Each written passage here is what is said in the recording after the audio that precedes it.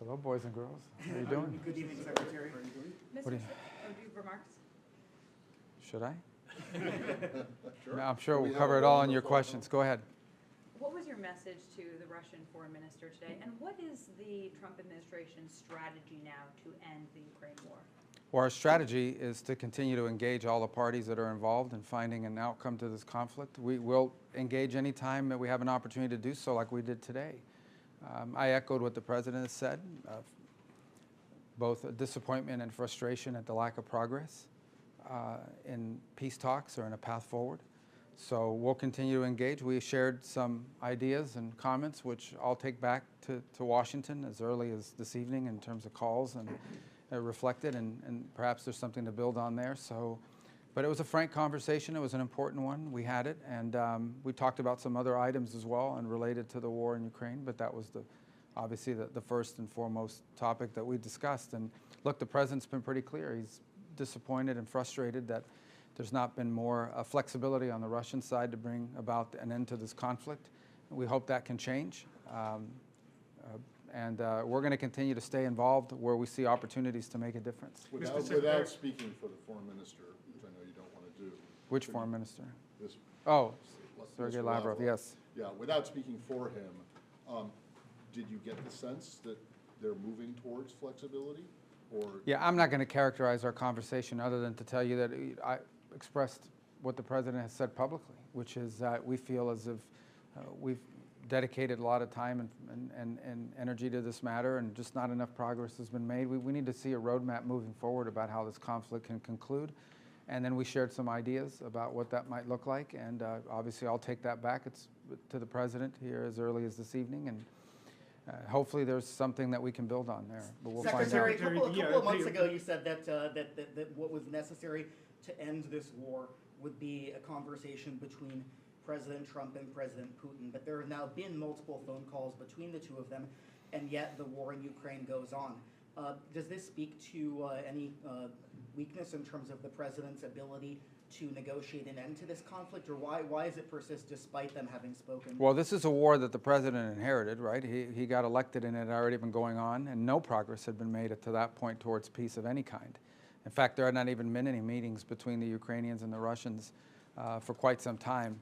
So while there's been some humanitarian exchanges made, obviously that's our goal here, is to end this war and any role we can play. So this is not a war that started under President Trump. It's a war that wouldn't have happened had he been president, but now it's here.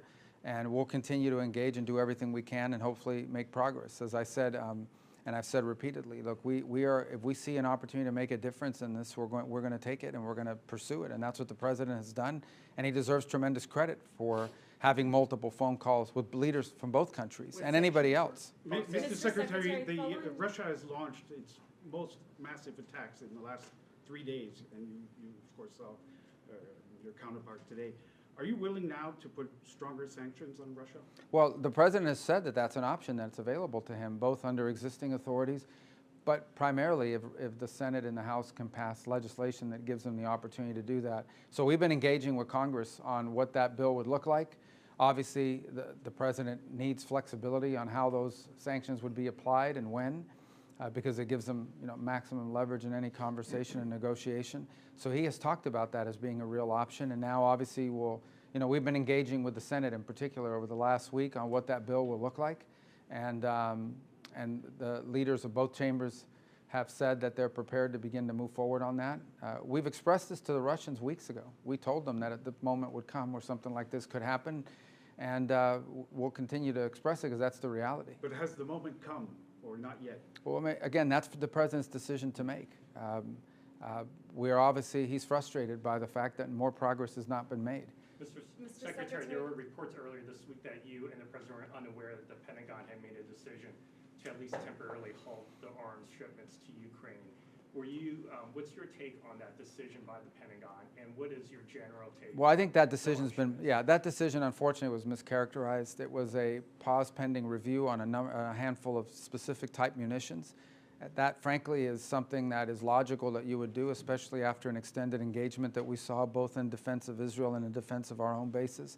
And so it was a very limited review of certain types of munitions to ensure that we had sufficient stockpiles.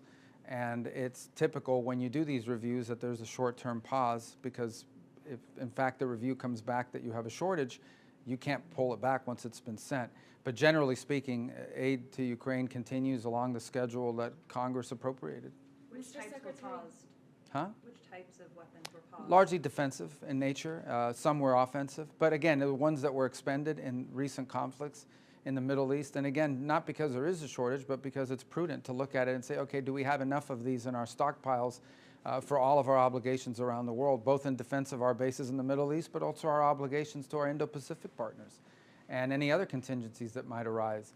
But in the end, I would say that the overwhelming majority of military aid that the United States provides Ukraine has never been paused and continues along the same schedules that it's been. I think there's a broader issue unrelated to the pause, and that involves the defense productive capabilities of the West, not just us, but of Europe. As an example, one of the things that the Ukrainians need is more Patriot batteries. There are Patriot batteries available in multiple countries in Europe, yet no one wants to part with them. So I hope that'll change. If in fact that Ukraine is the priority that so many countries in Europe say it is, they should be willing to share batteries that right now they don't have a need to use. So hopefully we'll be able to convince some of our NATO partners to provide those Patriot batteries to Ukraine, because there are a number of countries that have them, but no one wants to part with what they have. So perhaps that'll change. That's important. Mr. Secretary, you mentioned wanting to see a roadmap for how this conflict can conclude.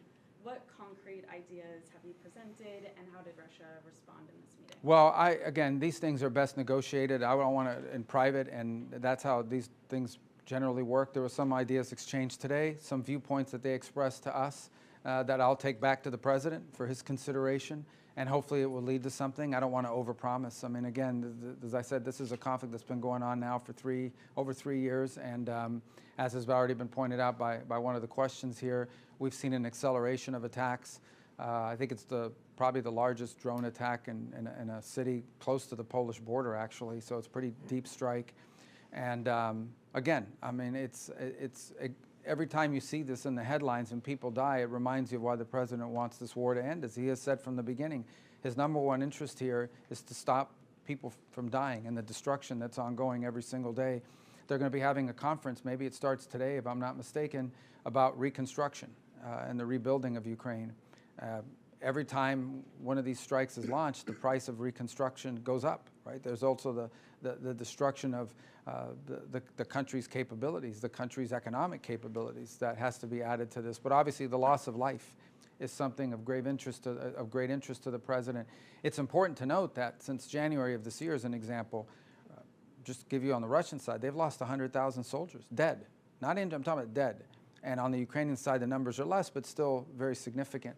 And so the president doesn't like wars. He thinks wars are a waste of money and a waste of lives, and he wants them to end. And he's going to do everything he can within his power to end this war and any other war he has a chance to end, as you've seen in the past. And so we're going to continue to work at it. We understand that these things take time and patience, but obviously we're also frustrated that more progress has not been made.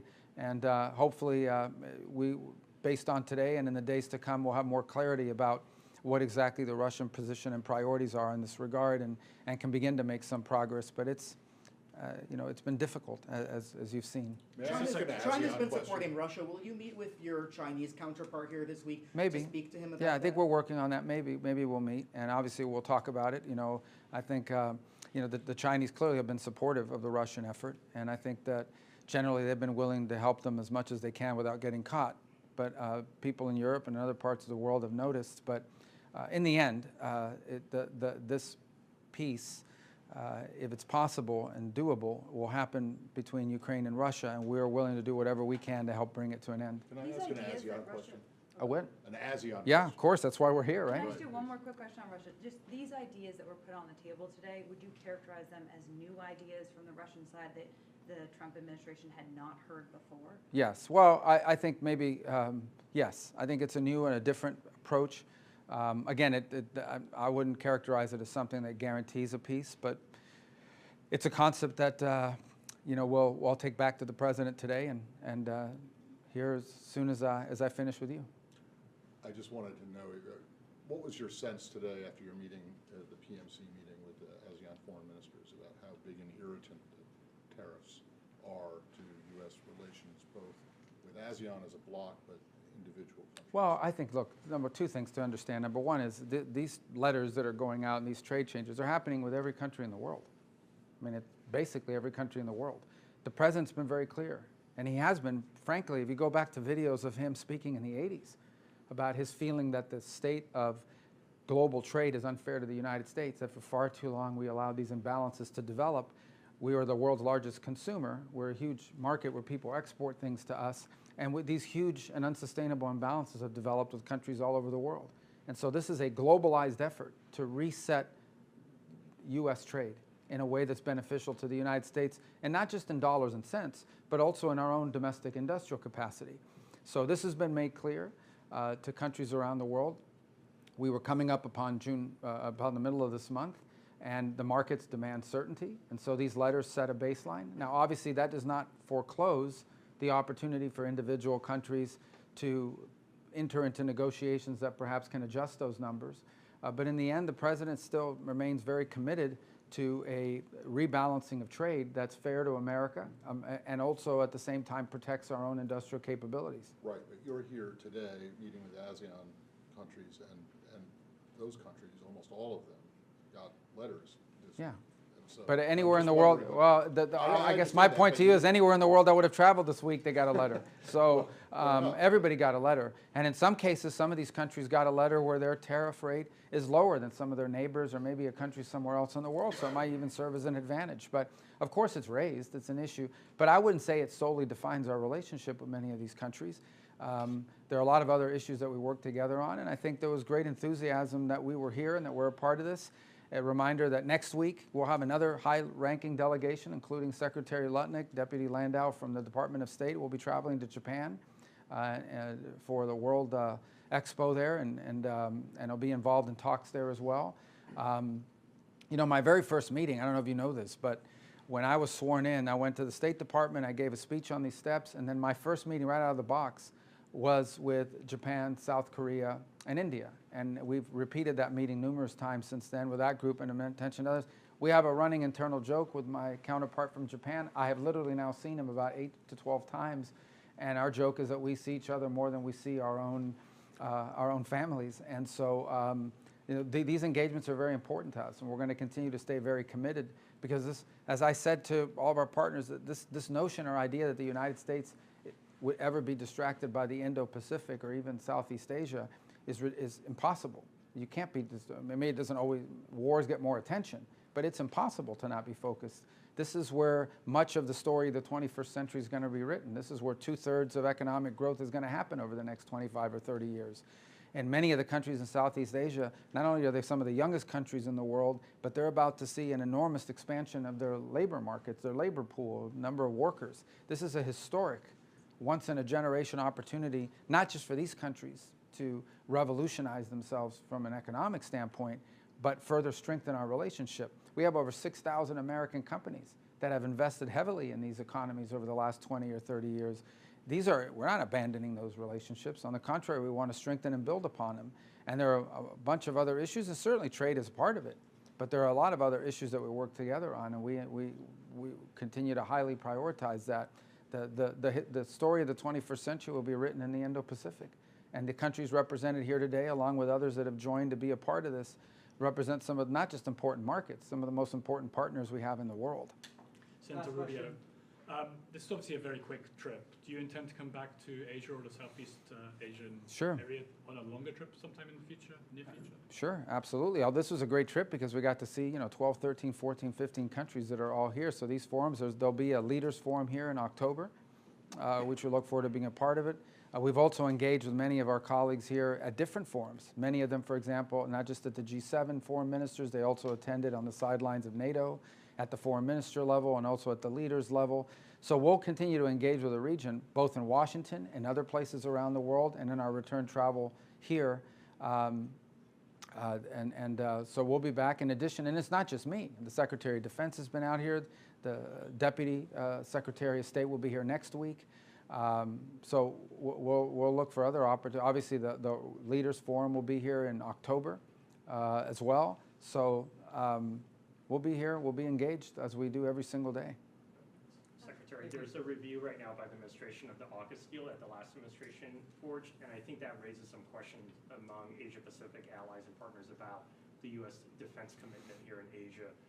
What do you say to people? Yeah, well, look, anytime a new administration takes over, there's a review of all policies. I mean, policies are a review doesn't necessarily mean you're against it. We did a review at the State Department of our diplomatic presence around the world because I wanted to know which consulates and embassies could be adjusted both in their size and in their presence, could we consolidate a presence. We did a review. We haven't closed any embassies, but we did a review. So just because you're reviewing something doesn't mean you're going to necessarily act on it. It means you're a new administration and you want to take an audit and an account of all the policies that you've inherited and policies, how they've changed since the last time you were in office when it comes to the Trump administration. So, but our policies on AUKUS have not changed. Thank What you. else? That's it? Are you hopeful on a Gaza ceasefire in the next few days? Well, we're hopeful. I mean, in the end, we're hoping they'll move to proximity talks. It appears that generally the terms have been agreed to, but obviously now you need to have talks about how you implement those terms. And I spoke to Steve Woodcock last night, and he's optimistic that proximity talks will begin fairly soon, expedited and facilitated by the Qataris and the Egyptians. And so, but we've seen talks fall apart in the past at that stage of proximity talks. So I think we're closer, and I think perhaps we're closer than we've been in quite a while, and we're hopeful. But we also recognize there's still some challenges in the way, and one of the fundamental challenges is Hamas's unwillingness to disarm, which would end this conflict immediately. If they just release the hostages, there shouldn't be a single hostage. There shouldn't be a single hostage body still left. If they release that and disarm, this would end. But that said, the Israelis have shown some flexibility here, and so I think we've seen progress made. So we're hopeful, but we also understand that these things have been difficult for a reason. But we're hopeful that they can move to proximity talks pretty quickly and go from there and have a ceasefire in place in the near future. Are there any sticking points from the Israeli side, such as on aid or the withdrawal of Israeli troops? Where does that stand? Well, the sticking point would be on the Hamas side. I mean, Hamas basically wants Israel to withdraw completely and allow them to go back to being Hamas. Obviously, the Israelis aren't going to agree to that. I think the easiest way to end this, that's not what the agreement is, but the easiest way to end this is for all the hostages to be released and for Hamas to disarm. Absent that, the Israelis and Hamas, through the through the mediation of Qatar and Egypt, have reached an understanding on a 60-day ceasefire and some elements of that with regards to humanitarian aid through international agencies resuming and so forth.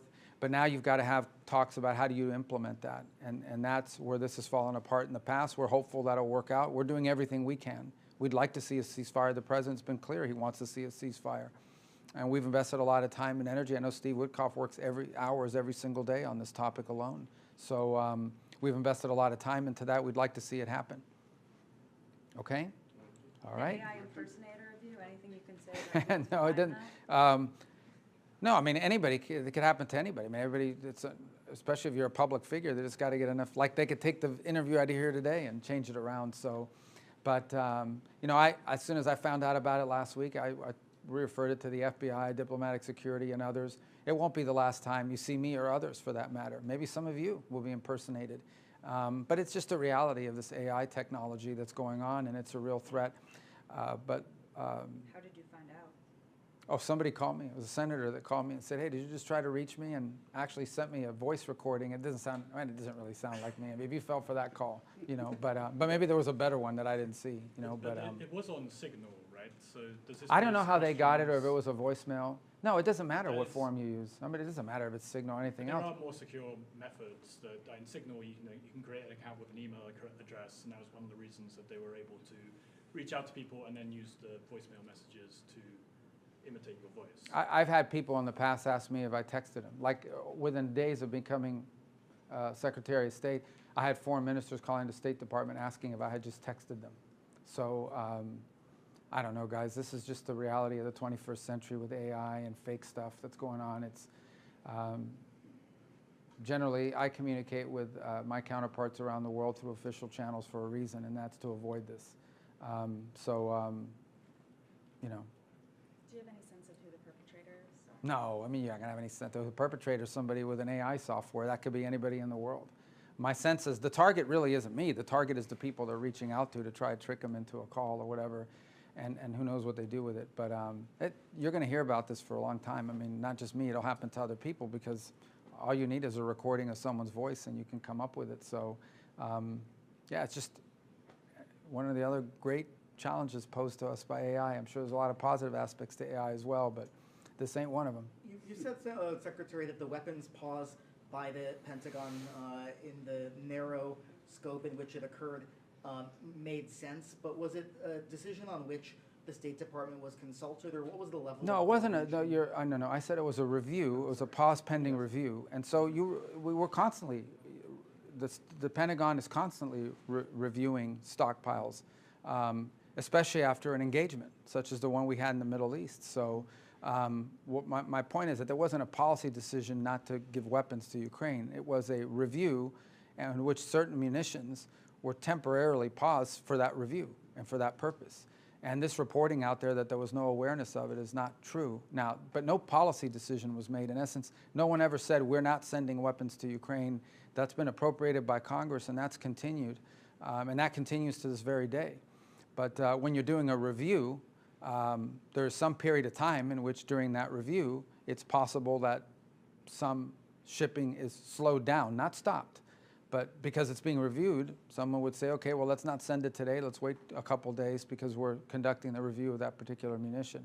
So that's what happened here, and I think it was not appropriately reported initially. But nonetheless, it's pretty clear now that review has occurred, and as the President's made clear, there's been no change to our posture with regards to providing what we have available. Now, I would remind everybody, again, I go back to the point I made, and that is that there are certain things that Ukraine needs, like Patriot batteries. Those are available. There are multiple countries in Europe that possess Patriot batteries that they could share with Ukraine, and we're actively, talking to countries about doing that. Anyone specifically? Well, the Spaniards have one. They're really far from Ukraine, and they have one. The Germans have, others have. I'm not singling them out, but I'm just telling you those are two that I know. There are other Patriot batteries, and there are other opportunities. Countries that have ordered Patriot batteries that are about to receive shipments of them. It'd be great if one of them volunteered to defer that shipment and send it to Ukraine instead. So we're looking for creative ways to provide them these defensive weapons that they would need. Now, that's not going to help them with the drone attacks. That's a very different technique that you use in order to bring those down, but it would help them with some of these missile attacks that we're seeing. Again, these are defensive weapons. The reduction in force of the State Department, is that something that we should expect to happen while you are traveling, or is it something you want to be in Washington, D.C. while it happens? No, I mean, we've already notified that to Congress. Understand, our reduction in force was done, I'm very proud to say, I would argue probably in the most deliberate way of anyone that's done one. We went very specifically through and reorganized the State Department, and when you reorganize the State Department, there were certain bureaus we wanted to empower the regional bureaus, and there were certain bureaus, these functional bureaus that were closed, and so it made sense so that's been notified to Congress and to the workforce for some period of time, and so we've been ready to implement it pending a court decision, which now has been reached. There's some timing associated with how you do that, how you actually implement it, but our intent is to move forward with the plans that we've notified Congress of weeks ago and that we took months to design. Will the numbers be the same as what was notified to Congress? Sure. I mean, our plan that we notified to Congress is what we intend to do, and then we'll have achieved our again, the reduction in force is a consequence of the reorg. It's not a consequence of trying to get rid of people. But if you've closed the bureau, you don't need those positions. Understand that some of these are positions that are being eliminated, not people. Some of them are unfilled positions potentially, or positions that someone took early retirement, and therefore are now or about to be unfilled. So, but we took a very deliberate step to reorganize the State Department to be more efficient and more focused. That's been publicly noticed to Congress months ago. We've been prepared to implement it, and the thing that slowed us down was a court decision by a district judge in the Northern District of California. The Supreme Court has ruled on that, and so we're prepared to act on it. It'll come as no surprise, and that is our reorg. That'll be the extent of what we intend to do, and we're already operating under the new organizational structure as is for the most part, so this will further enhance that. Okay? Thank you. Thank you, Secretary.